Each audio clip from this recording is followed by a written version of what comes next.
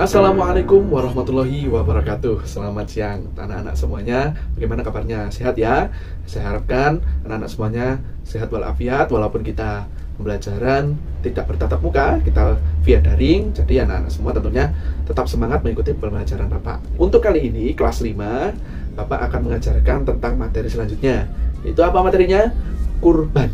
Nah, bisa dilihat pada slide di sebelah Bapak. Kurban, nanti yang kita bahas adalah pengertian, hukum, hikmah, dan ketentuan waktu pelaksanaannya. Apa itu kurban? Ya, kurban kegiatan yang telah kita lalui beberapa minggu yang lalu, yakni setelah kita melakukan sholat Idul Adha. Nah, itu kegiatan di mana kita menyembelih hewan, itu disebut dengan kurban. Untuk materi selengkapnya, Bapak jelaskan pada slide di samping Bapak. Yang pertama adalah pengertian. Kurban ialah menyembelih hewan ternak yang memenuhi syarat tertentu dilakukan pada hari raya Idul Adha atau setelah sholat Id. Nah, atau bisa kita lakukan di hari-hari tasyrik, nah, yakni pada tanggal 11, 12, dan 13 Dzulhijjah. Kegiatan tersebut dilakukan semata-mata untuk beribadah dan mendekatkan diri kita kepada Allah. Hukum berkurban. Apa sih hukum berkurban? Pelaksanaan berkurban hukumnya sunnah muakkad, sunnah yang dianjurkan ya bagi yang mampu.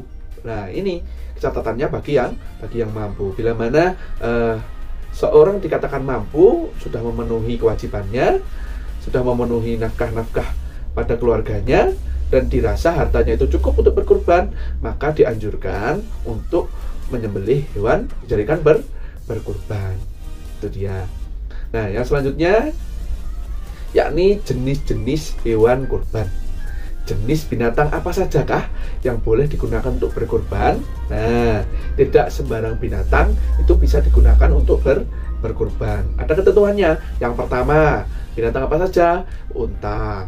Yang kedua, sapi. Yang ketiga, kerbau, kambing, atau biri-biri. Nah, hewan tersebut yang biasa digunakan untuk berkurban. Kalau di Indonesia, yang di wilayah kita mayoritas menggunakan sapi atau kambing, ya betul. Nah, yang selanjutnya ketentuan hewan kurban. Jadi walaupun sudah ditentukan apa saja hewannya, tapi juga ada ketentuan-ketentuan bagaimana kriteria hewan tersebut. Yang pertama, kalau kambing berusia lebih dari 2 tahun, kalau unta berusia lebih dari 5 tahun, kalau sapi atau kerbau berusia lebih dari 2 tahun, kalau biri-biri atau domba yang telah berusia 1 tahun. Jadi tidak boleh ya menyembelih hewan kurban sembarangan hewan atau yang masih kecil. Waktu menyembelihan kurban, nah ini perlu diperhatikan. Waktu penyembelihan kurban adalah setelah sholat Idul Adha, yakni tanggal 10 Dzulhijjah. Nah, terus 3 hari tasyrik, tanggal 11, 12, dan 13 seperti yang Bapak jelaskan pada slide pertama tadi. Nah, dilakukan penyembelihan tersebut juga dilakukan tidak boleh saat matahari sudah terbenam. Dilakukan siang hari, pagi hari, atau sore hari diperbolehkan. Tapi kalau sudah matahari terbenam, itu tidak diperkenankan untuk menyembelih hewan kurban. Pembagian daging kurban. Daging kurban dibagikan kepada fakir dan miskin dalam keadaan masih mentah atau belum dimasak. Kalau di sekitar kita, kalau daging tersebut memenuhi untuk tetangga-tetangga kita, mari kita bagikan ke tetangga-tetangga yang sekitar kita. Ya, dibagikan masih mentah ya, jangan dibagikan sudah matang. Selanjutnya hikmah. Hikmah melaksanakan kurban, yakni yang pertama menghidupkan sunnah Nabi terdahulu. Bagaimana sunnah yang diajarkan oleh Nabi Ibrahim pada saat itu pertama kali kurban dilaksanakan. Nabi Ibrahim mau menyembelih anaknya bernama siapa? Ismail, ya betul. Terus yang kedua, yakni untuk mendekatkan diri kepada Allah. Yang ketiga, menghidupkan makna takbir pada tanggal 10 hingga 13 Dzulhijjah. Itu yang selanjutnya, kurban mengajarkan kita untuk bersikap dermawan. Kurban mendidik kita untuk peduli pada sesama.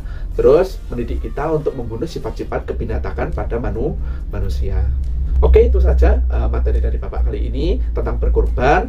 Yakni silakan anak-anak mencari pengembangan tentang pemahaman materi sendiri di buku ya.